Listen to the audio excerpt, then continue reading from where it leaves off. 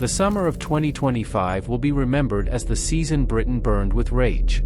Town after town erupted into chaos, streets filled with anger, voices demanding blood, and a nation split down the middle.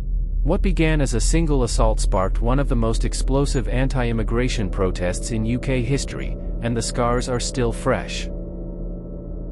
In early July, a violent attack, allegedly involving an asylum seeker, ignited outrage.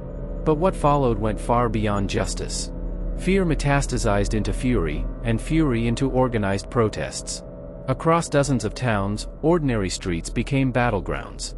But were these protests really about safety, or something far more dangerous?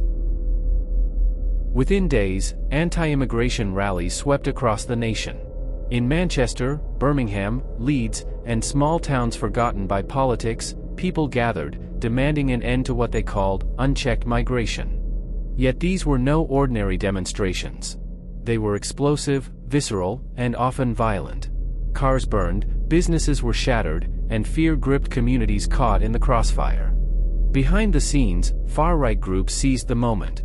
What began as local outrage quickly became a national movement, fueled by online calls to action, disinformation, and leaders who promised protection while stoking division. They marched under the guise of patriotism. But critics say it was a smokescreen for extremism.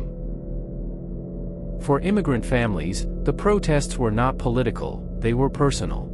Children stayed home from school. Shop owners locked their doors. Families who had built lives in the UK suddenly found themselves staring at mobs screaming, "Go home." Many asked the same haunting question, home? But where else do we belong? By mid-July, protests escalated into riots. Police forces were stretched thin, battling violence on multiple fronts. Video surfaced of officers overwhelmed, of protesters turning on their own neighbors, of fires consuming high streets. What began as anger over one crime had morphed into something darker, an excuse for chaos. The government condemned the violence, calling for unity. Yet in Parliament, politicians argued fiercely, was immigration the problem, or was extremism exploiting tragedy? Meanwhile, the media landscape fractured. Headlines shouted, "Britain under siege," while others warned of a dangerous rise in hate-driven vigilantism. Truth became harder to find. On one side, protesters demanded action, fewer immigrants, tighter borders, harsher laws. On the other, counter-protesters rallied for tolerance and unity.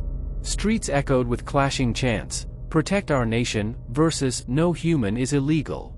The battle wasn't just on the pavement. It was in the heart of the nation's identity. In the chaos, the original victim of the assault, the spark that lit the fire, was nearly forgotten. And so were the countless immigrants caught in the backlash. Their stories of fear, displacement, and survival rarely made headlines. Because outrage sells, but empathy doesn't. Experts warned the protests were never just about immigration.